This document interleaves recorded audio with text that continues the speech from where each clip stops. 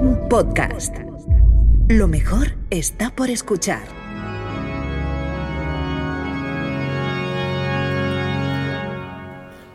En el nombre del Padre, y del Hijo, y del Espíritu Santo. Amén. La gracia y la paz de Dios, nuestro Padre, que resucitó a Jesús de entre ¿Pero los qué muertos... pasa? Oye, abrid la puerta, que esto es muy pequeño. Queridos hermanos y hermanas, nos hemos reunido hoy para encomendar a nuestro hermano Guillermo a la misericordia de Dios. La madre que me parió, que me he muerto. Ya decía yo que de repente no me duele la espalda. Menudo lío. ¿Y ahora qué hago yo muerto? ¿Cómo me voy a entretener? Ah, mira, si estoy flotando. Ahora los veo. Pues no ha venido mucha gente a mi funeral. Seguro que Beatriz presentaba su nueva novela. Oye, pero ¿cómo que? Pero si estoy aquí, ¿no me ves? Llorando con Alberto y con Víctor en primera fila. Uy, pero si puedes oírme. Pues claro que puedo oírte. Ni siquiera sé yo por qué. Ni muerto me dejas tranquila. Ay, pues muchas gracias por venir a mi funeral, de verdad. Qué fuerte morirse, ¿eh? Pero es agradable esta sensación de flotar sin dolor alguno, liviano como el aire mismo. Me siento llevar por las mareas del tiempo. Veo tan claramente los pájaros, los árboles, la belleza del mundo entero. ¿Sabes, Beatriz? Lo que más miedo me daba de morirme, debo confesar, y siendo consciente de mi egoísmo, no era el dolor que iba a dejar en los demás, sino todo lo que me iba a perder. Mi miedo a la muerte no se basaba en el miedo a dejar de existir, sino el miedo a dejar de hacer todas las cosas que me daban placer. El primer baño en el mar de la primavera, el paseo de los viernes para cenar una hamburguesa, cuando Lady Tron publicaban un disco nuevo, la sensación de dicha íntima, profunda e indescriptible que sentías cuando tomabas conciencia de que los días se alargaban, la temperatura subía y se acercaba la primavera, comer cosas ricas en Sevilla, salir por la noche en Benidorm recién duchado de la playa y oliendo alguna colonia barata para tomar cervezas en la parte vieja del pueblo, todo eso. Yo me detenía en esos momentos y era capaz de captar toda su belleza, pero también la gran tragedia de saber que un día dejarían de existir para mí. Y aquí estoy, ya han dejado de existir para mí. La vida no es lo contrario de la muerte. Ah, ahora lo sé, ahora lo tengo tan claro. El placer es lo contrario de la muerte, del mismo modo que lo contrario del amor no es el odio, sino la vergüenza. Aquel que no siente vergüenza se ama a sí mismo, y aquel que siente placer, que se regodea en él, huye de la muerte. Ay, mira, ahí están hablando mis tías. ¿Qué dirán? Pobre Guillermito, tan joven. ¿De qué murió? Al menos murió haciendo lo que más le gustaba. Ahora soy tan consciente de mí mismo, Beatriz. Mi cuerpo no pesa, nada me duele, pero puedo sentir todos mis huesos, mis músculos, cada uno de mis cabellos que se mecen azotados por el viento, que sopla tan fuerte aquí en el cielo mientras sobrevuelo junto a los pájaros y os observo a todos. ¿Crees que me encontraré con mis seres queridos? ¿Los encontraré en la eternidad con la de muertos que hay? Espero que alguien lea mis libros, que se queden como mi única descendencia, que suban las ventas. Dile a mi editor, por favor, y a mi agente que me he muerto y que lo pongan en el Instagram de Seix Barral. Y si pueden, que lo pongan también en el Instagram de Planeta, que tiene más seguidores. Que me hagan una nueva faja. Es posible que vuelva, que surja de nuevo como un bebé entre las piernas de otra mujer. Pero claro, ya no seré yo. Yo no os veré más. Volveré para vivir otra vida en otro cuerpo y en otro lugar. Eso lo espero, por cierto, que no vuelva a ser Pontevedra. Pero mientras estoy volando y veo desde aquí un atardecer conmovedor y a los aviones que todavía llevan a los vivos. Y pienso en las cosas que ya nunca haré, pero lo pienso con dicha y satisfacción, especialmente porque ya no me duele la espalda. Sé que he vivido, que he disfrutado, que he amado. Ah, y me has dejado pitillos en la tumba, gracias. ¡Ay, qué bueno! No existe el cáncer de pulmón aquí en el cielo. Molly, no sabes cuánto amor me llevo. ¿De verdad te has muerto y solo se te ocurre parafrasear a Ghost? Ah, ¿que todavía puedes oírme? Si es que no te callas, Guillermo, es que no me dejas tiempo a echarte de menos. Bueno, pues permíteme ser cursi solo ahora mientras voy hacia la luz. Solo ahora. Solo me llevo paz y amor, Beatriz. Te recomiendo morirte, está genial. Todo el peso de la vida se evapora y permanece la belleza. Me equivoqué, no sufro por lo que no volveré a vivir. Toda esa belleza, todos esos momentos se han solidificado dentro de mí. Los llevo conmigo y los acaricio como una gema, como una amatista, como una obsidiana. Ahora sé de piedras preciosas, ahora entiendo lo que es la belleza y la trascendencia y el amor. Tal vez esto es un sueño, tal vez mi cerebro muerto sigue soñando y mi elevación a los cielos es nada más que un sueño, pero en este sueño soy capaz de amar. Y es así, amando a todo el mundo, perdonando a todos los que me hicieron daño. Pero si está aquí en la eternidad mi tío Ignacio, hijo de la grandísima puta. ¿Dónde están las joyas de la abuela? ¿La donde los cojones? Mira que eres feo, eras feo de vivo, pero así descompuesto y comido por los gusanos das hasta asco de verte. Y esa ropa con la que te enterró la tía, que es para echarle de comer aparte, parecéis los dos una montaña de mierda. Pero yo siempre te vi así, que lo sepas. En el agua del bautismo, Guillermo murió con Cristo y resucitó con él a la vida nueva. Exacto, y feo porque Que ahora sea admitido en la compañía de los santos. ¿Dónde están las joyas de la abuela? Te estoy preguntando. Arsénico Caviar, con Guillermo Alonso y Beatriz Serrano. Episodio 81. Contra morirse. Hoy quiero hablar de muerte y destrucción, Guillermo. ¿Se me permite? Se te permite. Ay, Nuestros ilusión, temas pensé que te favoritos. habías muerto, ¿no? No estoy, te hablo desde el más allá. Ah, me hablas desde el... Todo Sí. este capítulo, o sea, está hecho por Ouija, ¿no? Está hecho por Wi-Fi. No, Por está hecho por Wi-Fi Wi-Fi, y por que es Ouija. una mezcla entre Por el Wi-Fi. Wofu, que es... Wofu, para los que no lo sepan, es una herramienta en la que controlan cuando entramos y salimos, al menos de el periódico en el que yo trabajo y en el que Beatriz Está de excedencia, claro. Se Entonces me es una guarda broma un sitio, interna. le ponen velas a mi sitio. Existe el Wohu, que es para que El sepan Wohu. si los redactores muertos siguen conectándose Claro, desde la el tumba. Wohu, claro, El los de Wohu. excedencia, yo Entonces, entro en Wohu. Yo te hablo desde el Wohu también. Me hablas desde el Wohu. Ujú. Pues bueno, te decía que quiero hablar de muerte y de destrucción porque creo que en el fondo, y esto es algo que yo creo que entronca muy bien con tu despacho, bueno, y no ha sido un despacho, ya ha sido más bien Ha sido un despojo. Ha sido un un despecho. Un despecho, más bien. Ha sido un despecho. Pero creo que en el fondo hablar de muerte y destrucción es hablar de vida y creación, ¿no? Creo que una cosa no se entiende sin la otra, que una cosa sin la otra no puede existir. Si no, ¿qué haríamos? Pues estaríamos ahí en la eternidad más aburridos, Claro. leyendo ya, ¿no? Como sucedía en esta serie, ¿no? Donde la gente se moría, The Good ¿Cuál Place. de Que ya la sí. gente dice, es que ya me estoy leyendo hasta los libros de Ken Follett. Claro, llevo aquí toda la eternidad. Es que la Pues eternidad así es una cosa que a mí me estaríamos. agobia mucho y por eso he elegido no creer, pero digo, qué aburrimiento. No, yo Qué prefiero... aburrimiento. O sea, tú imagínate de, ay, hoy... ¿Qué hago? Hoy otra vez a comer a casa de no sé quién era, Sí. por favor. Un cocidito. Otra vez a hacer el tupper para mañana. Puto En la coña. eternidad, Claro, en la claro, eternidad. claro. Poniendo el Wiju.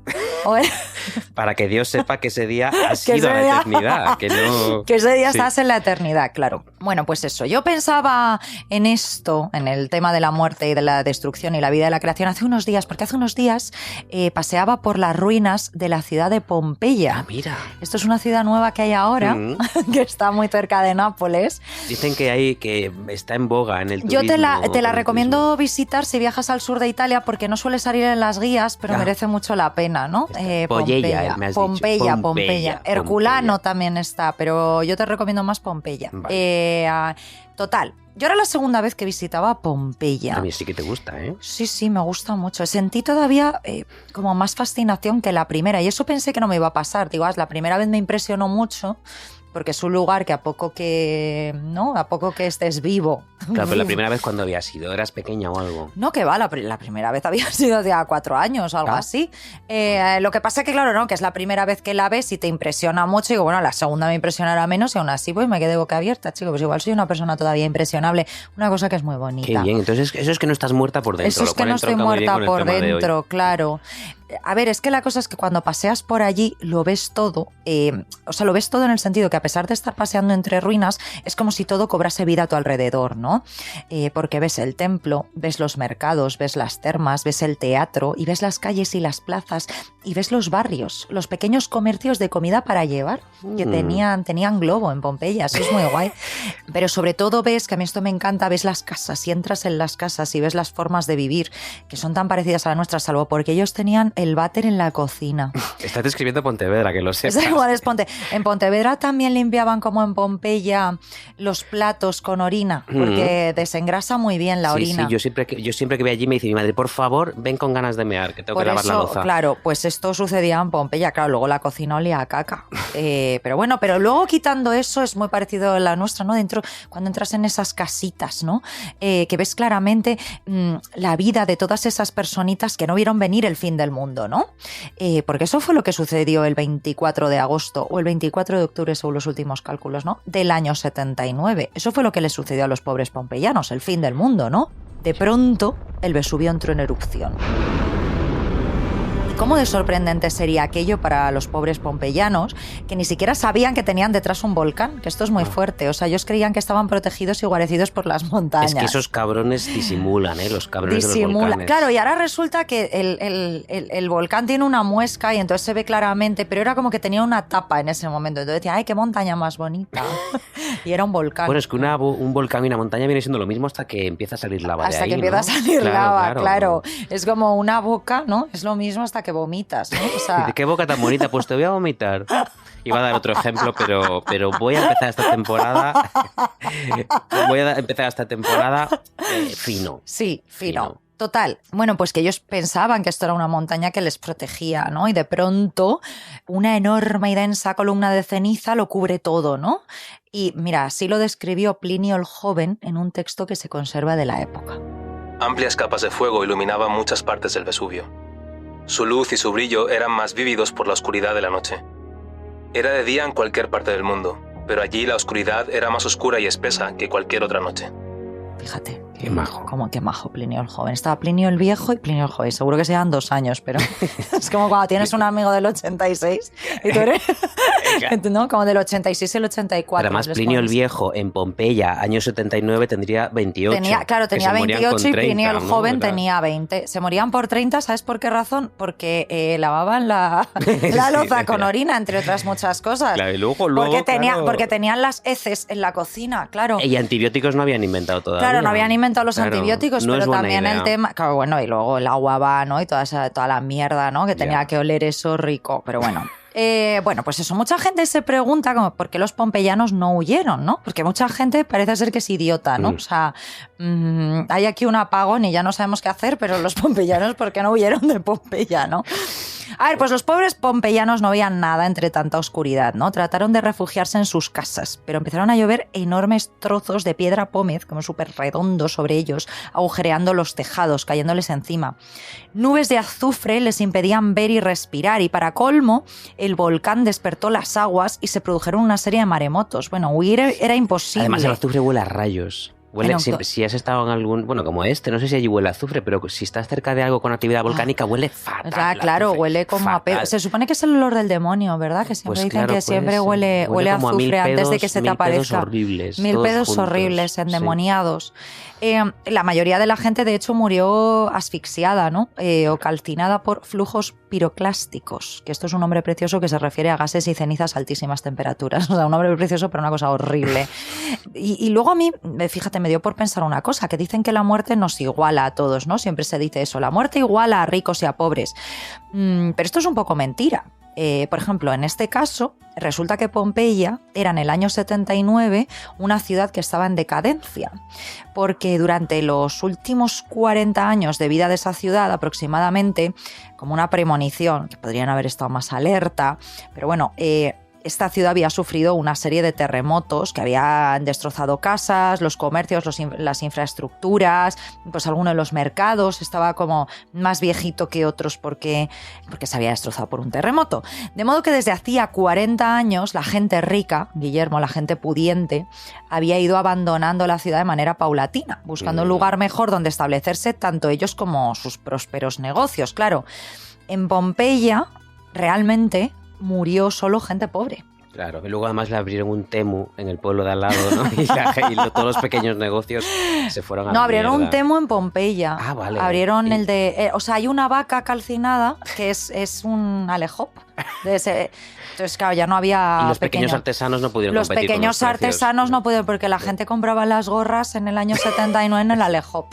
Claro, y allí está la gente que las cosía, ya nada. Ya nada. Pues mira, bueno, Pompeya supongo que es tal vez la gran ciudad fantasma, sí. ¿no? La primera gran ciudad fantasma, que es siempre un término absolutamente fascinante, porque las ciudades fantasmas nos permiten mirar un poco más allá de la muerte, ¿no?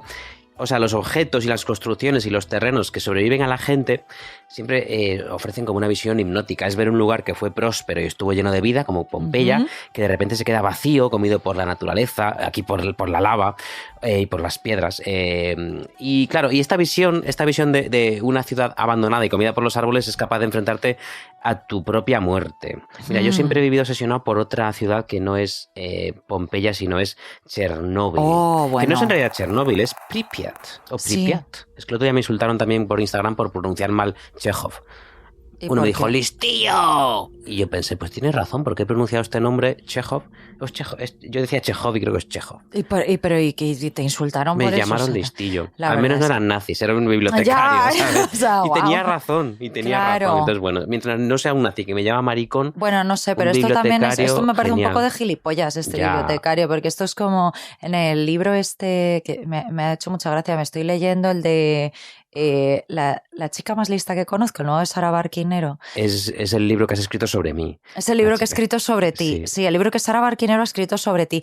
Bueno, es una novela de campus, ¿no? Y entonces, o sea, como de universidad. Una chica de provincias llega a la universidad y entonces dice que, claro, que ella se siente porque ella dice Descartes y en la universidad la gente que viene como de familias de académicos dicen Descartes, ¿no? Y entonces ella dice que se pasa toda una clase escuchando Descartes y no sabe quién cojones es. Y ella dice Descartes y dice, no, porque lo pronuncias así. Es como, mira, déjame en paz, gilipollas, ¿no? Pues me ha recordado este bibliotecario, le mandamos un beso, pero debería dejar de ser tan snob. Eso, ¿Tus padres eran también bibliotecarios? ¿Que naciste en Alejandría? Ahora vuelvo a esto, pero me recuerda también a cuando durante una entrevista con una persona decía todo el rato Jean Rochefort. Yo, ¿qué cojones es Jean Rochefort? Y era el actor Jean Rochefort. Jean Rochefort, que yo siempre he pronunciado Jean Rochefort. No, era Jean Rochefort. Claro. Hablando de su bigote, que tenía un gran bigote, Jean Rochefort. Bueno, Chernóbil. Chernóbil. Y Chekhov, que no Chekhov. Chernóbil. No me interesa tanto Chernóbil, sino Pripyat, que es la ciudad de 80.000 habitantes más o menos, que venga el bibliotecario, hijo de puta a corregirme si no, que había al lado de la central y que daba trabajo a todos los trabajadores de la central, que eran muchísimos, y a todas sus familias, y gentes que habían abierto allí el Temu, el Alejop, toda esta gente. Y tenía, bueno, y hoy sigue ahí, tenía colegios, tenía sus calles, sus avenidas, sus tiendas, sus polideportivos, incluso un pequeño parque de atracciones, y hoy sigue ahí porque cuando explotó el reactor número 4 de Chernóbil tuvieron que irse todos cagando leches. Bueno, al principio se quedaron ahí. Se quedaron porque dijo... Bueno, simplemente cerrar las ventanitas. Dijeron ¿no? Desde Moscú, no pasa nada, echaos ni vea, Claro, echaos ni Pero vea, ya cerrad. unos días después ya dijeron, venga, os tenéis que ir. Dios mío. Ya volveréis a por vuestras cositas. Y ya volveréis volvieron. con vuestros 19 tumores. Mira, aquellos oyentes que nunca se han interesado por Pripyat, que después de la serie de HBO ya serán pocos, pero bueno, si hay alguno, poned Pripyat en Google o en YouTube y pedíos una semana libre en el trabajo, porque es un no parar de fascinación por ver una ciudad enorme, vacía. Fantasma. Hace poco descubrí un perfil de Instagram que recrea ciudades de todo el mundo representadas sin humanos, como tras un cataclismo, un poco en el espíritu de Last of Us, como con los coches parados, el verde comiéndose todas las fachadas. Y claro, es una cosa loca. Es un viaje, un viaje de esos que dice, esto me ha quedado muy bro. Es un viaje, tío. Es un viaje. Pues es un viaje. Da que pensar, da mucho que pensar ver esas fotos. La fascinación que sentimos por las ciudades fantasma, los pueblos fantasma, los centros comerciales fantasma, los barcos fantasma, todo aquello que fue algo y que ya no es, que se ha quedado congelado en el tiempo, es en realidad una fascinación por nuestra propia muerte, ¿no? Por la decadencia, por la estética de la ruina. Sí, y además pasa, o sea, claro, porque tú estás poniendo ejemplos como muy grandiosos, ¿no? O sea, toda una ciudad de 80.000 habitantes o un Pompeya, además. Pero esto pasa hasta con gasolineras en mitad de la carretera, ¿no? Sí. O sea, yo creo que sentimos fascinación y curiosidad por saber qué sería del mundo si los humanos desapareciésemos, o si muchos humanos desapareciésemos. Y la respuesta está ahí, ¿no? En ese abandono, en un restaurante de carretera secundaria completamente abandonado y sin vida tras la construcción de una carretera nacional, ¿no? Que no hace falta irse tan lejos. Sí, el mito de la casa abandonada, simplemente. Eso es aterrador, ¿eh? Sí. O sea, es aterrador. Ahora cuando vas al Fafar hay como muchas casas que tienen las ventanas, claro, y que esas casas las abandonaron y están como llenas de barro y con todos los muebles tirados, eso, ¿no? Después de la Dana. Claro, pero te puedes asomar, o sea, porque es eso, como que las han cerrado, pues igual gente que no ha tenido dinero para poder restaurarlas o está esperando que le llegue alguna ayuda, etcétera. Es una cosa aterradora. Y tiene los muebles dentro todavía. Tiene los muebles dentro, destrozados, pero claro, pero ves perfectamente el salón, ¿no? El mueble aparador de tal, sobre todo en las casas bajas. Y es algo completamente aterrador. Es eso, es una imagen como las que estás describiendo de The Last of Us, ¿no? De como que te va a salir un zombie de esa casa. Qué horror. Mira, otra cosa que pensé en Pompeya es en cómo la ciudad, porque estamos hablando que esto sucedió en el 79, en el año 79, o sea, el siglo I, ¿no? Cómo esta ciudad debió servir como símbolo, ¿no? Para que los pecadores romanos politeístas se pasaran al monoteísmo, ¿no? O sea, lo de Pompeya no pudo ser mejor marketing para el cristianismo realmente, ¿no? O sea, porque es eso, no olvidemos que estamos en el siglo I y Pompeya era una ciudad de pobres y también era una ciudad de pecadores, porque era un puerto de mar, o sea, una ciudad además donde la prostitución era legal, las putas aullaban en Lupanar, esto lo sabes, ¿no? Pero aullaban de verdad. Sí, se llama Lupanar, que viene, o sea, Lupanar es como de lobo. lobo. Claro. Y entonces dicen que es que ellas se ponían en este barrio para cuando llegaban los marineros, hacían para que supiesen dónde llegar Qué al barrio. majas. Claro, y que dicen que de hecho, como si toda esta historia de Rómulo y Remo, ¿no? Que se supone que las amamantó una loba, no será como una metáfora, en plan, o sea, que son hijos de una prostituta. Los fundadores de Roma son hijos de una prostituta. Pues le pega ¿no? mogollón. Que les pega mogollón Claro. a Roma, claro. Sí, pues estos, pues ellas aullaban y están... Y luego pues les cayó Oye, un te sale volcán muy bien. encima. Si un día Es la que literatura te sale mal, puedes ser puta en Pompeya. Puedo ser puta en Pompeya. Ya la verdad es que me sale muy bien, ¿no? Sí, sí, sí. El aullido este. Bueno, pues esto, pues ya aullaban para atraer los clientes. Bueno, pues lo que te decía, que yo creo que aquella lluvia de cenizas seguro que se utilizó como alegoría, ¿no? O sea, al estilo de Sodoma y Gomorra, para mostrar al mundo el nuevo camino que era el cristianismo, alejado del pecado y en una búsqueda constante de la salvación, ¿no? Pero ¿sirvió? Es lo que me pregunto. Digo, no sé, porque la razón por la que volví a visitar Pompeya es porque en realidad yo me escapaba a la ciudad de Nápoles una vez más, que me encanta, ¿no? Que es la mejor ciudad del mundo. Entonces, después de pasear por las ruinas de aquella ciudad muerta que es ahora Pompeya, ¿no? De aquel cementerio, Manu y yo nos fuimos a cenar al barrio español, que es como lo contrario a Pompeya, ¿no? O sea, Unas no, tapitas, un queso. no hay un barrio, claro, Un chorizo. un quesito, un choricito a la sidra.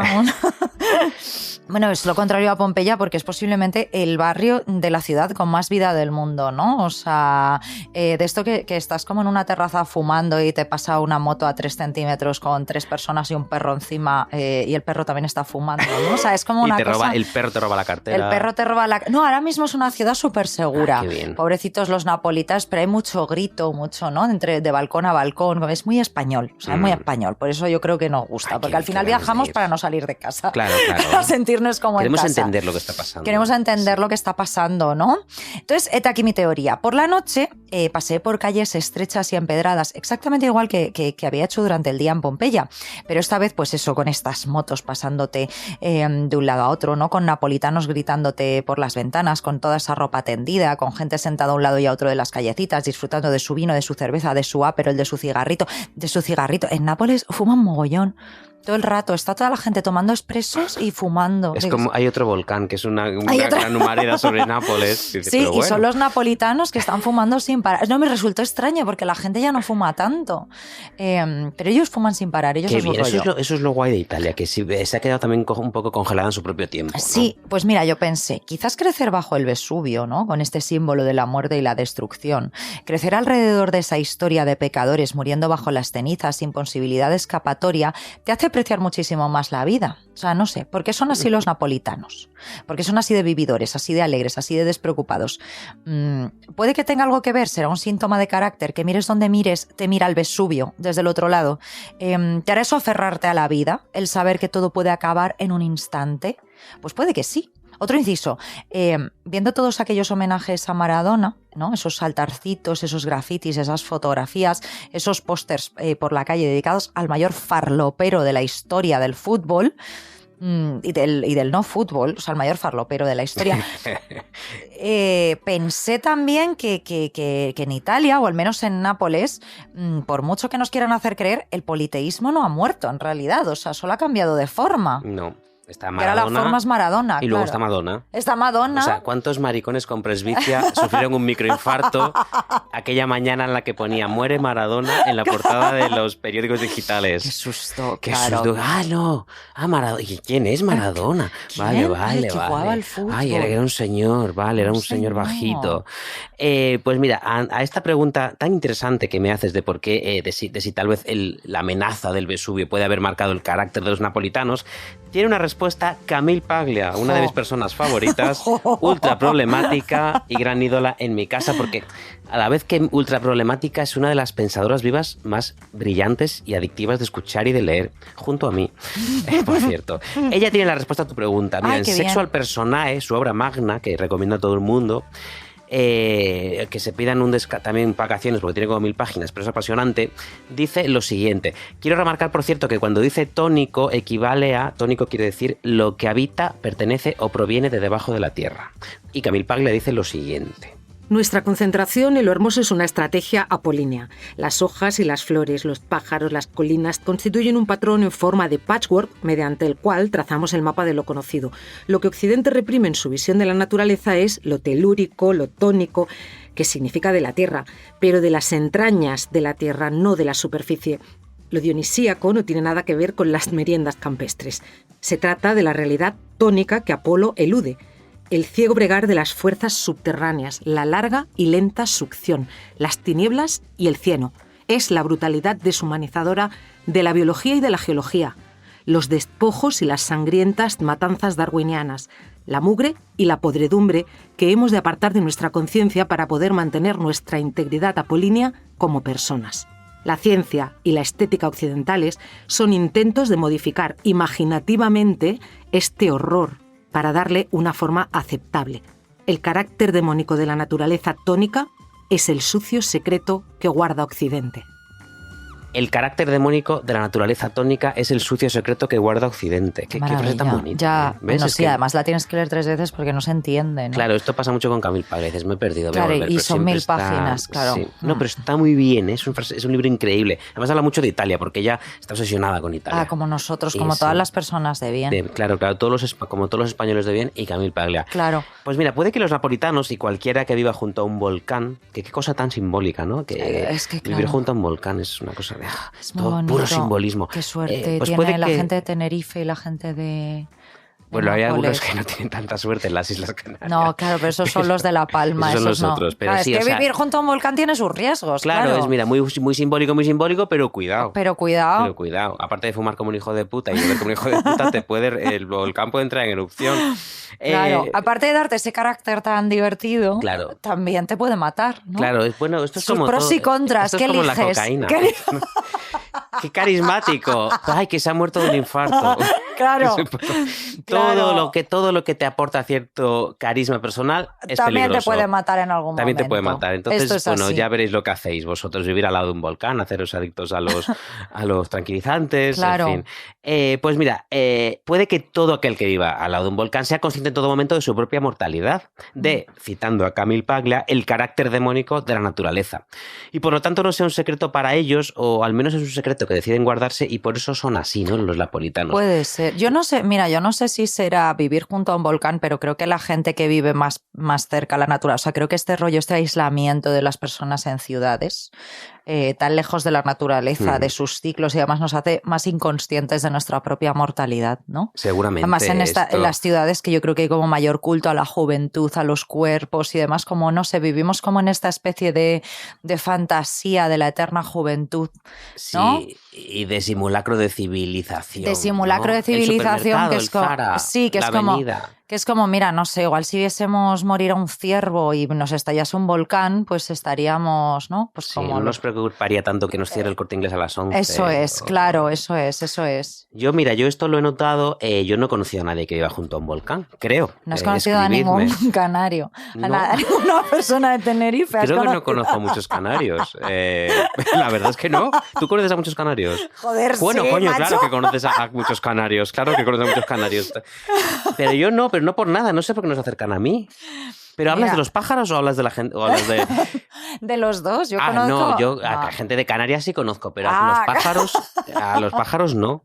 Supongo que me tienen miedo. Claro, porque no les doy maíz, yo qué sé. No cantas por las mañanas, ¿no? Como las No. princesitas Disney, no abres la ventana y dices, O no aúllo como las no putas aúllo. de Pompeya. Entonces, Yo no conozco a nadie que haya vivido junto a un volcán, creo, pero sí conozco a gente que vivía o vive junto a mares bravos en partes de Galicia, tipo a Costa da Morte y todo esto. Y sí que noto que desarrollan un carácter como fatalista, negro, una cosa extraña de que mezcla amor y sentido de pertenencia a un lugar que sin embargo saben que los acabará matando o matará a algún ser querido. Vamos, que tienen como una enorme consciencia de su propia muerte. La muerte los ronda todo el rato. Y yo creo que lo que hacemos todos los demás, y precisamente aquí en las ciudades o en las grandes ciudades, es eludirla, ¿no? Sí. O, volviendo a Camille Paglia, intentar vivir intensamente la merienda campestre y bloquear en nuestra cabeza el hecho de que debajo de la hierbita linda y los manteles y las cestitas con queso hay placas tectónicas, corrientes subterráneas y lava ardiendo que nos podría y matar. gusanos y alimañas. gusanos, ¿no? Y gusanos y alemañas. Mira, qué asco todo eso. Yo es que prefiero estar en la merienda campestre Yo siempre. también, sí. Porque Con un mantel bien gordito, para que no. Bien gordito, unos pitis. unos cigarritos, un vinito. Y si hay cerca un Corte Inglés... O sea, queremos ir al retiro, básicamente. Queremos ir al retiro. Y luego a la vez, aunque parezca paradójico, al intentar bloquear la idea de la muerte y la destrucción, al intentar bloquear todo eso en nuestra cabeza, que es una cosa muy de la educación y la cultura occidentales, pensamos todo el rato en ella de un modo inevitable, ¿no? Porque estás en la merienda campestre y piensas, qué bien me lo estoy pasando en esta merienda y qué pena me daría morirme, como decía yo en mi despacho.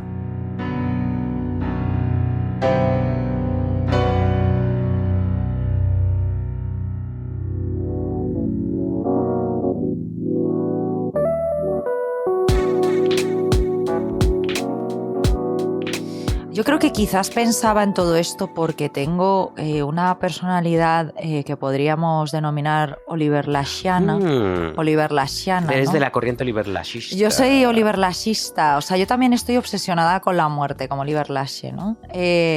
Yo también necesito anticiparme, prepararme, darle una y mil vueltas a algo que me aterra. Necesito bailar mi herida, que dice Oliver. Mira, a mí me encanta Oliver Lache, me encantan sus películas. Y me encanta que hable tan apasionadamente, pero a veces le daría un bofetón.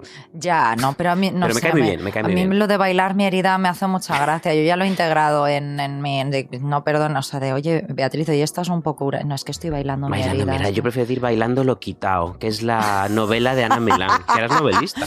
Ay, ya. Ahora es novelista y ha sacado una novela con tapa dura, forrada de tela y marcapáginas de cordoncito. Sí. Que estará vendiendo... ¿En qué editorial? En la tuya, guapa. Ah, ¿sí? O sea, o de algún sello de, o sea, la nuestra. En la nuestra. Pero claro, como tiene 54 sellos, no sé de cuál en concreto. No sé si es de Planeta, sin más. Bailando lo quitao. Bailando lo quitao. Pero yo pienso, oye, ¿por qué a ti te han puesto una portada tan mona forradita de tela y con marcapáginas de cordel? ¿Y por qué a mí no? Pues porque va a vender 200 millones de ejemplares. No sé, crees? El otro día la vi en el podcast de Vicky Martín Berrocal, que hacía mucho que no. Gigantes. Porque eran Es Planeta. Pues porque Es son Planeta, un poco the same person, ¿no? O sea, es un poco como el meme de Spiderman. Sí, tal cual. O sea, lo que pasa es que una es andaluza y la otra no. Alicia pero... a través del espejo. Sí. También. Alicia a través del espejo. Y estaba diciendo una serie de cosas básicas. ¿Lo escuchaste entero o viste los cortes? No, vi como un reel de estos que me salió de repente. Esto es lo que nos pasa por seguir a Podium por Podcast. Por seguir a las redes de Podium. Claro. Por si salimos. Entonces, claro, me apareció esto y entonces Vicky Martín Berrocal, no la otra. Es que claro, no se sabe. Ana Milán está diciendo, es que vivimos en unos tiempos, es que ni izquierda ni derecha, es que... Ay, por favor. O sea, estaba diciendo como ni unos tienen tanta razón ni otros tienen tan poca. Ni machista, y a mí me ni apetece... feminista. No era tampoco eso, era como de yo no quiero tener que dar mi opinión. Es como, pues tía, pues deja las redes sociales, que también venderías menos libros. Claro. Pero, o sea, que nadie te exige tu opinión, si eres tú la que le das todo el rato. O no des tu opinión, pero tampoco no digas opinión. Lo de ni izquierdas ni derechas. Ay, pesada. Bueno, en realidad di lo que te dé la gana, pero luego... Di lo que te dé la gana, pero no sé, pero como que era ella diciendo como un poco, o sea, como poniéndote delante una ensalada de obviedades y la otra, ay, sí, estoy muy de acuerdo. Qué profundo, Ana. Qué profundidad, Ana, canto duende tienes, tal, ¿no? O sea, y no le dijo lo que mi parte favorita de todos los podcasts de Vicky Martín Berrocal es cuando dice, es que ya no se puede decir nada. No, es que no. Es como, mira, pero si no, llevas diciéndolo durante 30 programas. Pues no, En fin. es que no, solo vi el reel. Bueno, vamos a dejar de hablar de vamos Vicky a Martín dejar Berrocal, de porque hablar. si no paramos. Vamos a dejar de hablar. A mí, la muerte, que me interesa, que es un tema que me interesa mucho más. Enlazando temas. La muerte es algo que, como Oliver Lache, ¿no? Es algo que me atrae y me aterra a partes iguales, ¿no? Lo aterrador, supongo, es lo que tú comentabas en tu bello despachito ficcionado, ¿no? El saber que voy a dejar de vivir todas esas cosas que me hacen querer vivir un día más, ¿no? Pero también lo que me aterra es dejar de tener a mi alrededor a la gente a la que quiero. O sea, supongo que lo que me aterra de la muerte no es mi propia muerte, sino la de mis seres queridos. Claro, esto siempre lo he pensado, porque yo, dejo de existir y pienso, ay, qué pena, pero luego, ¿cómo era la frase esta de cuando la muerte, por qué te asusta la muerte si cuando llega tú no estás, ¿no? O sea, que es como tú ya no te enteras. Pero la fascinación por la muerte, sin embargo, me gusta seguir explorando esto porque siempre te llega a lugares como muy curiosos, ¿no? O sea, no hablo tanto de la costumbre que recomiendo mucho de visitar cementerios, ¿no? Cementerios en tu propia ciudad, sí. ¿no? O por ahí. O por ahí, que suelen ser sitios muy bonitos y Muy de repente vas por ahí, muy silenciosos. Muy evocadores, sí. Claro, y de repente vas por ahí, pues eso, pues hijo, pues en el de París, anda, mira, pues voy a ver a Sartre y a Simón, ¿no? Voy a hacerles dejarle una aquí un piti a visita. Gainsbourg. Voy a Jim Morrison, ¿no? Le dejan muchos cigarritos y tal. Bueno, son sitios como que molan, ¿no? Una vez hice una entrevista a unas mujeres que se dedican a hacer tours por cementerios y decían, son los mayores museos al aire libre del mundo, porque tienes Pues personajes sí. famosos, tienes como arquitectura muy bonita, ¿no? Tienes como cosas... Alguien camina sobre tu tumba, de Mariana Enríquez, que es una verdad. guía de cementerios fascinante por todo el mundo, porque a ella le gusta ir allí. Pues sí. Bueno, pues no solo Pues a que te alguien le lleve interesa. físicamente a lugares así, ¿no? Sino que yo creo que también a ti y a mí nos han atraído en muchas ocasiones las biografías de personas que han muerto jóvenes, ¿no? Esas muertes prematuras, ¿no? Esas personas que murieron llenas de ganas de vivir. Aquí hablo de escritores, de actores y actrices o músicos que se suicidaron, por ejemplo, ¿no? Bueno, Como- eso es muchas ganas de vivir. Bueno, esos no, eso es verdad, esos no, perdón. Pero bueno, como Silvia Plath, como Marilyn Monroe, ¿no? Otros que tuvieron horribles accidentes, ¿no? Como el bellísimo James Dean. Eso le pasa por heterosexual y por conducir. Jo, mira, ya, qué guay, qué joven. Que luego qué hay gente guapo. que dice que no era muy heterosexual, pero bueno. Ya, no, y yo creo que era bisexual, ¿no? Sí. Como Marlon Brando también. Puede ser. ¿Quién los cantara? Pero también aquellos con muertes, ¿no? O sea, las biografías de esta gente con muertes menos épicas, más desgraciadas, menos literarias, ¿no? Que se vieron afectados, por ejemplo, por horribles enfermedades, ya fuesen adicciones o que desarrollasen enfermedades derivadas a veces de esas adicciones o que tuviesen enfermedades como muy jóvenes y tal, ¿no? Estos últimos yo me pregunto siempre, ¿qué pensarían? O sea, ¿qué estarían pensando? Porque lo primero, el suicidio, pues es una elección, ¿no? Aunque venga motivada por enfermedades mentales, apuros económicos, situaciones en las que te ves un poco sin salida, ¿no? Trastornos de cualquier tipo, desgracias exógenas. Pero lo segundo, lo de los accidentes, pues sucede demasiado rápido. Pero quien enferma y ve su cuerpo joven convertirse en el de un anciano, ¿no? Tiene mucho tiempo para pensar en ello desde la cama del hospital, ¿no? Entonces me gusta saber qué se les podía pasar por la cabeza a estas personas jóvenes, lúcidas, un poco proféticas en sus últimos momentos. Yo sé que en alguna parte hay un paraíso, y aunque creo que está infinitamente lejos, yo sé que voy a llegar allí, y cuando llegue vas a ser una de las primeras personas a quien envíe una postal con una descripción completa y un mapa, para que puedas encontrarme. Te deseo valentía, pan y rosas. Este mensaje tan bonito pertenece a una carta que un hombre llamado Gordon envió a una de sus mejores amigas, que era la escritora y musa de este programa, Cookie Muller. Se la envió como despedida. Este hombre se estaba muriendo de sida, claro. La carta aparece en un conjunto de textos titulado Caminar por aguas cristalinas en una piscina pintada de negro, del que creo que ya he hablado en alguna ocasión en este podcast porque es una colección maravillosa. Todo el mundo cuya opinión respeto me ha recomendado ese libro y que de hecho no lo he leído todavía. Ay, pues a ti te encantaría, Ya. porque además, claro, como ya salían las pelis de John Waters, hay como capítulos solo dedicados a John Waters y a su relación. Es muy chulo. O sea, son unas memorias fascinantes. Luego la tía pues vivió todo ese ambiente underground, que es yo creo que lo que ha marcado, ¿no? Lo que nos gusta a nuestras personas como nosotros y a Pues Pedro sí. Almodóvar, ¿no? O sea, entonces es muy guay. La verdad es que es una colección increíble. Hablo de ella también porque debió recibir esa postal con el mapa, ¿no? Muy pronto, porque la pobrecita Muller no tardó en reunirse con él, la pobrecita Cookie, que en este programa ya es amiga. Claro, hay que llamarla por su nombre. Claro, cuando hablo de muertes tempranas y de muertes tempranas agonizantes, siempre pienso en la crisis del SIDA, ¿no? Que es una enfermedad que de manera muy similar a lo que contaba de Pompeya también sirvió como símbolo para señalar el pecado, ¿no? Lo cual me parece como un poco evocador, ¿no? En plan, de gente que se lo pasaba bien, de repente es Claro. culpable, ¿no? ¿No? Ya fuese porque te lo pasabas bien al lado de un volcán o porque te lo pasabas bien Follando a cuatro patas en un follando cuarto a cuatro oscuro. patas en un cuarto oscuro, ¿no? Porque claro, los principales infectados de la enfermedad eran homosexuales y heroinómanos, ¿no? También hemofílicos, por cierto, pero a estos se les perdonaba, ¿no? Porque simplemente su pecado había sido necesitar una transfusión de sangre. Ah, claro, el hemofílico sí y los del SIDA no. Pues Eso muy mal, es, eso muy es. mal. Es que si hablamos de la muerte, hay que mencionar que la muerte, y cuando digo la muerte, hablo de la aceptación de la muerte por parte de los vivos. O sea, la muerte es igual para todos, pero lo que provoca la muerte es como en diferentes culturas es diferente, ¿no? Claro. Y hay que mencionar que la aceptación de la muerte es un poco un constructo social y político, ¿no? Hay muertes que importan y muertes que no. Bueno, me quiero corregirme. Hay muertes que parece que importan y otras que parece que no, ¿no? Y eso siempre estará en la actualidad. Pues lo digo por lo que... Esto lo traigo a colación por lo que hablabas ahora de los muertos del SIDA, que de repente era como... Había gente que decía, ¡se lo merecen! Por lo bien que se lo han pasado. Hace poco un titular de Sky News creó muchísima controversia, en realidad sorprendiendo a una unidad de 0 personas, porque decía 400 muertos en Líbano y 2 soldados israelíes asesinados. O sea, en 400 personas en Líbano habían muerto. Claro, muertos, no, se despertaron y se cayeron, ¿no? Como en las pelis de Shyamalan, ¿no? Sí, se desmayaron. O sea, claro, se desmayaron. Y los soldados israelíes habían sido cruelmente asesinados. La muerte también tiene, por supuesto, clases sociales, colores de piel y más o menos mérito. Claro. Los maricones y las putas en los 80 merecían morir, se ve, ¿no? El SIDA era lo suyo. Pero casi me atrevería a decir que es una cuestión también generacional, fíjate. Nuestros abuelos convivían con la muerte de un modo mucho más natural y aunque les causaba dolor, un dolor indecible, me imagino, yo creo que no partía su vida en dos. Por ejemplo, mi abuela perdió a todos sus hijos. Y la sensación que me daba a mí, que la observaba siempre admirado por esto, era que siempre había algo que hacer, que no podía sumirse en la tristeza porque siempre había algo que hacer en el jardín. Claro, eso a mí me parecía sí. una cosa admirable que solo podría tener una mujer de su tiempo, que había pues pasado la posguerra y tal, y yo no, yo sí se muere mi marido, mis hijos, digo, pues me voy a pegar un tiro. Claro, mira, ya está, toma por culo. claro. Pero ella no decía, pues hay que plantar unas coles, claro, que llega el verano. Bueno, no sé cuándo se plantan las coles. Sí, la muerte como parte de la vida misma, sí, ¿no? Como de dices, ya está, bueno, o sea, es algo que pasa y, o sea, no, que no es eso, que no es que a tu abuela no le provocas un dolor.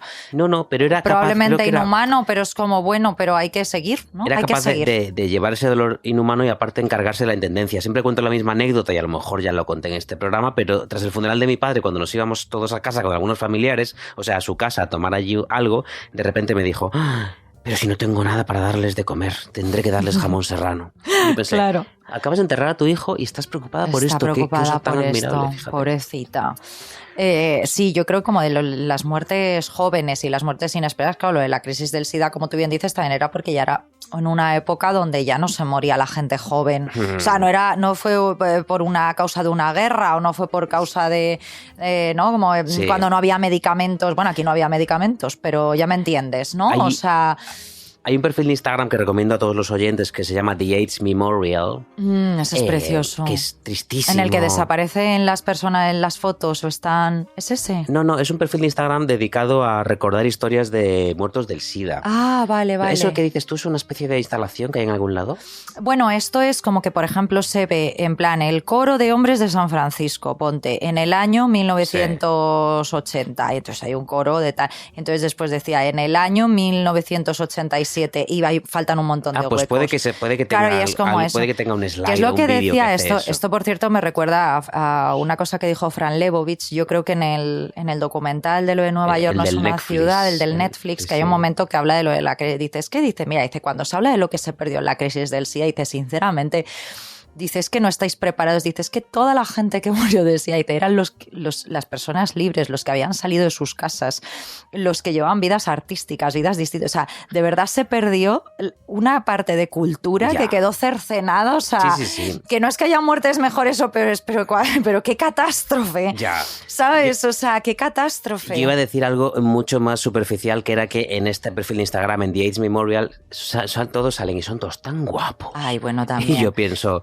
Qué horror morirse, pero qué horror morirse siendo tan guapo. Bueno, también es ese halo de belleza que da también la muerte, ¿no? Que tú ves una foto de, pues eso, tu abuela te dice, mira, esta es una hermana mía que murió, y la ves de joven y dices, ay, qué bella, ¿no? Como que yo creo que te da un resplandor. Sí, también especial. Es ver a estos maricones de los 80 que eran como más rudos en el sentido de más naturales, que no estaban tan sobreproducidos como podemos estar ahora en una foto. Claro. Con su bigote y esos músculos de cargar cajas. Qué bueno estabas. Si no estuvieras muerto te follaba. Y a lo mejor aún estando muerto también. No, esto sí. La necrofilia también es una cosa que hay que respetar. También es uno de los pilares de Arsénico Caviar, la necrofilia. Por supuesto, follarse a gente muerta con su permiso. Con su consentimiento. No, con el consentimiento de la familia. Siempre con consentimiento. Hay que llamar a sus hijos y decir, decir, perdón, una persona antes de morir te puede decir, tú me puedes follar cuando me muera todas las veces que quieras. O sea, siempre el consentimiento es lo más importante. O llamas a los hijos, ¿puedes enterrar el cadáver del abuelo y follármelo? Es lo que pero ahí no te está dando. Hubiera deseado. Bueno, si es lo que lo hubiese querido, sí, claro. Bueno, la crisis del SIDA, ¿no? Volvemos. Bueno, venga, volvemos. Esto es la vida. Chistes de follarse a muertos y ahora Claro. volvemos a hablar del SIDA. Pues es otro de esos temas que a mí me obsesionan por eso, por la crudeza del relato, ¿no? Esto que hemos estado hablando, por el maltrato que se dio a esos pobres enfermos, ¿no? Por la cantidad de gente de espíritu libre que murió con tantísimas ganas de vivir, ¿no? Algunos de estos muertos tempranos escribían, ¿no? Y algunos incluso pues dejaron escritos sobre esto que pensaban, sobre estas ideas de rondarla a la muerte, ¿no? Volviendo a Cookie, en 1997, 8 años después de su muerte, que fue en 1989. Ah, mira, sí, salen las cuentas bien. Sí. Claro, a los 40 años, High Risk Books, perdón, qué mal he pronunciado esto, High Risk Books, publicó la antología Ask Dr. Muller, ¿no? Que era así como una especie de consultorio tal. Creo que en España lo acaban de sacar ahora hace poco, la misma editorial que ha sacado todas sus colecciones. Bueno, su última frase, tomada de los escritos de Cookie, quizás puede ser un poco lo que el Vesubio es para los napolitanos, ¿no? Fíjate qué bonito, dice así. Afortunadamente, no soy la primera persona en decirte que nunca morirás. Simplemente perderás tu cuerpo. Serás el mismo, excepto que no tendrás que preocuparte por el alquiler o las hipotecas ni por la ropa de moda.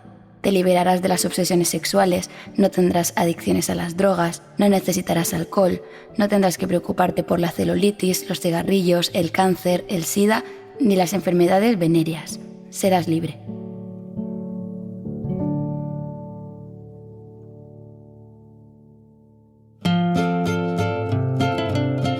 A mí me gustaría, Beatriz, terminar este programa sobre la muerte con un tono más luminoso. Más que hablando sobre el SIDA, ¿no? Sí, que voy yo a creo hablar que... de muertes gallegas. Ay, esto está muy bien, esto siempre es muy divertido. Claro, que por cierto se murió muchísima gente de SIDA en Galicia en los 80, no hay más que ver el último cine español. Pero bueno, no, romería, claro, por pobrecitos. ejemplo. Pero yo voy a hablar de muertes gallegas más simpáticas, porque son todas de mi familia. O sea, puedo reírme de ellas, porque son familiares míos. No, claro, de los de la heroína y el SIDA no es me puedo apropiación reír. cultural, claro. No, esto es todo mío, todo mío. Son muertes gallegas que yo he vivido, no las que salen en la tele, que son más increíbles aún. Hay en el funeral gallego una cosa que es hasta cierto punto divertida e irreverente, y voy a intentar aquí plasmarla. Voy a intentar ser rápido y contar esto en breves viñetas. Primera muerte. El bisabuelo Ricardo. Mi bisabuelo Ricardo se murió 2 veces. La primera vez en el 90 y muchos, porque yo estaba, pues yo creo que, no sé, acabando el cole o empezando el instituto, y por segunda vez en 2003 o en 2002, bueno, por ahí. Ricardo apareció un día muerto en la finca y sus hijas, nietas y bisnietas, que vivían todas en la misma casa, llamaron a la familia para informar de que la hora del bisabuelo había llegado y que teníamos que empezar a preparar todo para el funeral. En Galicia, o al menos en cierta idea de Galicia que yo tengo, la muerte está siempre antes y por encima de cualquier cosa. A veces incluso por encima de lo cabal. O sea, en resumen, nadie se le ocurrió que antes de llamar a los familiares tendrían que haber llamado al médico para que confirmase que estaba muerto. Y de hecho mi madre ya estaba buscando unos jerseys negros a todos cuando sonó el teléfono, y era porque el bisabuelo Ricardo se había levantado y el médico ha aclarado que le había dado un pequeño mareo, que no se había muerto. De modo que cuando el tío bisabuelo se volvió a morir, el resto de la familia dijo, por favor, dadle con un palo. Claro. Aseguraos de que tiradle un vaso de agua en la cara, claro. Aseguraos, pero no, al parecer esta segunda vez ya era verdad. Todo eso, le hicieron todo eso. Y el pobre bisabuelo Ricardo. Qué lástima, estaba en el más allá. Estaba en el más allá porque de hecho se había caído por las escaleras. Estaba hecho el pobre un saco de huesos en la planta baja de la casa de la aldea, con lo cual esta vez no funcionó nada y esta vez se había muerto de verdad. Segunda muerte. Mi tío abuelo no sé cómo. Nuestra querida voz en off ha dicho mi tío abuelo no sé cómo, porque realmente no recuerdo cómo se llamaba. Tenía muchísimos tíos abuelos. Era un familiar cercano, claro. Le quería mucho a mi tío. Le querías no mucho. sé cómo, te echaré mucho de menos. De hecho, de mi bisabuelo no sé cómo sus hijos inventaron el yatecomo. No, eso me lo he inventado. Ojalá que estaría yo, seríamos multimillonarios. No, pues mira, mi tío abuelo no sé cómo. Yo creo que ya conté aquí esta historia, pero la puedo repetir eternamente porque es muy graciosa. Siempre que la cuento funciona. Durante el velatorio de mi tío abuelo no sé cómo, por cierto era por parte de madre, mi bisabuelo el anterior era por parte de padre. A mi tío abuelo no sé cómo no se lo enterró en casa, no está en el jardín debajo de un almendro, pero se hizo el velatorio en casa, como solía ser a menudo por aquel entonces, y yo creo que se sigue haciendo en algunos pueblos, que va todo el mundo allí, ¿no? A casa y está allí el féretro con el tío abuelo no sé cómo. Pues venga, estaba allí el féretro con el tío abuelo no sé cómo, y a la casa de mis familiares empezó a llegar comida, sobre todo empanadas. Y llegó un momento en el que ya no cabía nada más. De modo que cuando llegó la última empanada, dijo una voz familiar, probablemente de alguna de mis tías o de mi abuela: ponla ahí. Y ahí era sobre el féretro. Y como nadie se extrañó, porque se ve que era costumbre poner empanadas sobre los féretros, todos comimos. ¡Ay, qué ricas de zamburiñas! Yo creo que la gente mayor, la gente de posguerra, tiene la firme idea de que si comes mucho no te mueres. Y esto debe ser porque pasaron mucho hambre en la guerra. Mucha gente murió, tal vez, no voy a decir de hambre, pero de problemas derivados de estar muy flaquitos y de tener muy pocas defensas. Sí. Entonces ellos tienen la firme idea de que si comes no te mueres nunca. Y esto es posible que funcione incluso después de la muerte. De modo que en los funerales gallegos se suele comer mucho. Probablemente también en el resto de funerales de España, pero yo he vivido sobre todo los gallegos. Recuerda a mi abuela diciendo: ¡ay, que solo tengo jamón para la gente! Claro. Las casas funerarias, de hecho, suelen tener acuerdos con restaurantes cercanos que no son precisamente como lugares contemplativos de tomarse una ensaladita, no. Por ejemplo, cuando hace unos meses falleció mi abuela Elvira, la hija del que se cayó por las escaleras, por cierto, en la funeraria nos indicaron que por ser familiares de la difunta podíamos comer gratis en el restaurante de al lado. Y cuando echamos un ojo en el restaurante de al lado... Era una marisquería, ¿no? No, era Lola Bar, la reina del raso. El raso, para los que no lo sepan, es cerdo cortado en dados, adobado con ajo, sal, perejil, vino blanco y todo esto frito y acompañado de patatas fritas y pimientos. Es lo que la abuela Elvira hubiese querido. Es lo que la abuela Elvira hubiese querido. Entonces, es lo que la abuela Elvira. Yo siempre pienso ahora, ¿qué sabe la muerte en Galicia? Pues sabe a ajo y a pimientos y a frito. Y me encanta, por supuesto. Tercera muerte. Mi padre y los autobuses. Bueno, no voy a volver a hablar de mi padre en este podcast porque ya aburro. Yo creo que cuando digo mi padre murió, la gente ya corta y pasa al podcast de Vicky Martín Berrocal. Sí, siempre se corta. Dicen, siempre hay ahí un... dicen, ya está demostrado, vez. Claro. Pero sucedió tras la muerte de mi padre, que estábamos ahí en la funeraria y mi abuela dijo: hay que poner 2 autobuses desde la aldea al tanatorio, porque el tanatorio estaba en la ciudad, en el centro, en Pontevedra. Y yo dije: oye, no sé si 2 autobuses, yo creo que llega con 1, porque papá no tenía tantos amigos y menos en la aldea. 1 llega, y mi abuela insistió: 2. Claro. Cuando los 2 autobuses llegaron de la aldea a la funeraria, ya en la ciudad, lo comprendí, porque de allí se bajó gente que yo no vi pasar por el velatorio. Y qué casualidad que aparecieron todos al final de nuevo, pero con bolsas de Zara. Y ahí lo supe. Tal vez una muerte en una aldea remota es la única posibilidad que tienes de viajar gratis a la ciudad, porque seguramente había líneas de autobús que iban de la aldea de mi abuela a la ciudad que ya no existen, porque ya nadie las usaba. De modo que cuando alguien se muere es tu oportunidad para ir a Zara. Se aprovechan y se aprovechan bien. Tal vez mi abuela lo sabía. Yo me figuro que... Tú estás todo el día mirando ahí el campanario, ¿no? Porque necesitas a ver si doblan las campanas, porque claro, dices, es que tengo que necesito camisas. Por ejemplo, ahora mismo, colección de John Galliano para Zara, que se anunció hoy o ayer. Claro, la gente en la aldea de mi abuela está diciendo... Diciendo, están mirando ahí a los más viejos en plan... ¿Usted qué, Manolo? ¿Usted qué? ¿Dónde va? Qué? Porque... Venga, que le invito a un licor de hierbas. Por favor, ¿no? que sea antes de abril, porque ahí es cuando ya acaba la colección cápsula. Yo ahí me imaginé que seguro que mi abuela había alguna vez disfrutado de este servicio, que había ido a algún funeral en la ciudad y había aprovechado para coger el bus. Y ella, una mujer muy generosa, quería ofrecer a sus vecinos algo de lo que ella misma había participado. Y a mí no me pareció mal del todo. Pensé, mi padre no murió en vano. Muchas vecinas de la aldea volvieron aquella tarde con ropa nueva. Y desde entonces, cada vez que alguien dice buen viaje en un funeral, yo sé que no es al difunto, sino a los vecinos que van a aprovechar el transporte gratuito para ir al Primark, por ejemplo. Por cierto, un último apunte sobre el funeral de mi padre, algo que me hizo pensar que en realidad la vida seguía tan caprichosa y graciosa como siempre. Hubo un momento en el que mi madre se me acercó así, cari acontecida, allí en el cementerio, y yo pensé que me iba a decir algo trascendental, así sentido, conmovedor, pero me susurró: menuda barriguita has echado. Me llamó gordo mientras enterraban a mi padre. No tenías bastante ese día. Claro, ¿no? dije, oye, justo hoy. Pero era cierto, porque... porque fuiste a Zara, te probaste, claro. Yo aproveché. Y dijiste, no me valen los pantalones de la talla... Yo dije, un velatorio me aburre, me voy al Zara. Dije, empanada ya he comido un montón. De la empanada sobre el féretro de mi padre ya no quiero más. De ahí la barriguita, claro. Durante la estancia de mi padre en el hospital, yo me había puesto fino a bocatas de bacon de la cafetería porque estaban buenísimos. Claro. Cuando yo estoy muy estresado, como más. Hay gente que come menos, que digo, joder, qué bien, te quedas en tu peso ideal. Pero yo comía mucho, entonces es verdad que estaba gordo, de bocatas de bacon con queso. Entonces me pareció bien porque pensé, vaya, debo adelgazar, me apuntaré a un gimnasio.